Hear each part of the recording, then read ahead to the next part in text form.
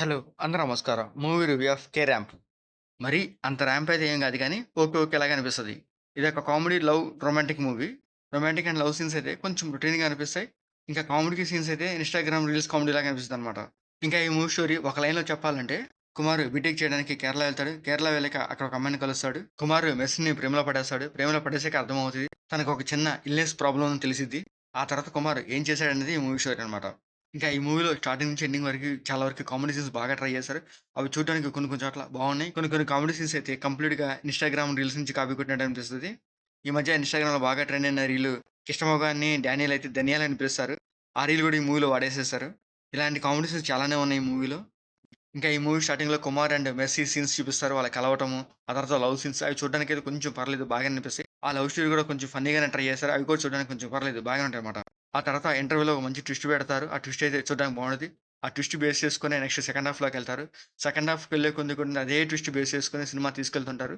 ఇంకా సెకండ్ హాఫ్‌లో గూడా అదే టైప్ ఆఫ్ కామెడీ ఉంటది. అయి చూడడానికి ఓకే. ఓకేలాగా అనిపిస్తాయి గానీ, అంత ఫన్నీగా ఏమి అనిపించవు. ఇంకా 'వెన్నెల కిషోర్' రాస్తారు. 'వెన్నెల కిషోర్' కామెడీ సీన్స్ ఏమైనా బావుంటాయంటే, అవి గూడా ఓకే. ఓకేలాగా అనిపిస్తాయి. అంత ఎఫెక్టివ్‌గా ఏమి అనిపించవు. ఇంకా ఈ మూవీలో హీరోయిన్ క్యారెక్టర్ బావుంటది. తనకొక హెల్త్ ప్రాబ్లమ్ ఉంటది. ఆ హెల్త్ ప్రాబ్లమ్‌ని సీరియస్‌గా కాకుండా కొంచెం ఫన్నీగా చూపిస్తారు. ఇంటర్వ్యూలో ఆ ట్విస్ట్ అండ్ సెకండ్ హాఫ్‌లో వచ్చేసరికి ఆ కామెడీ సీన్స్ కొంచెం హైప్ చేస్తది మూవీకి. ఇంకా సెకండ్ హాఫ్ కూడా కంప్లీట్‌గా కామెడీ సీన్స్‌తోనే వెళ్తూ ఉంటాయి. ఆ కామెడీ సీన్స్ చూడడానికైతే పర్లేదు. ఓకే. ఓకేలాగా అనిపిస్తాయి గానీ, ఆ కామెడీ సీన్స్‌కి మనకెక్కడ కనెక్ట్ అవ్వము. అంత ఇంట్రెస్టింగ్ గూడా ఏమనిపించవనమాట.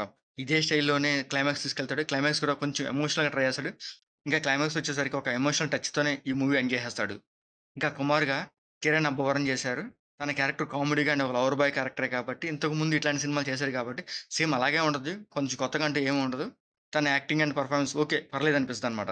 ఇంకా హీరోయిన్ మెర్సీగా ఈక్విటీ చేసింది. ఈ మూవీలో తనకు కూడా కొంచెం ఎక్కువ క్యారెక్టరే ఇచ్చారు. సెకండ్ హాఫ్‌లో తనొచ్చే సీన్స్ అన్నీ కొంచెం కామెడీగా చూపించారు. అవి చూడడానికి కొంచెం బావుంటాయనమాట.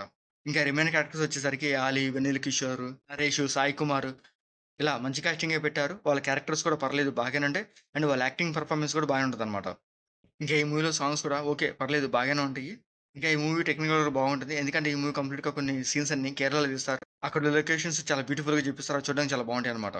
ఇంకా ఈ మూవీలో బ్లడ్ సీన్స్ కానీ, అడల్ట్ సీన్స్ కానీ అట్లాంటియేం లేవు. మీరు హ్యాపీగా ఫ్యామిలీతో కూడా చూడొచ్చు. ఇంకా ఈ మూవీ ఓవరాల్‌గా అయితే పర్లేదు ఒకసారి చూడొచ్చు.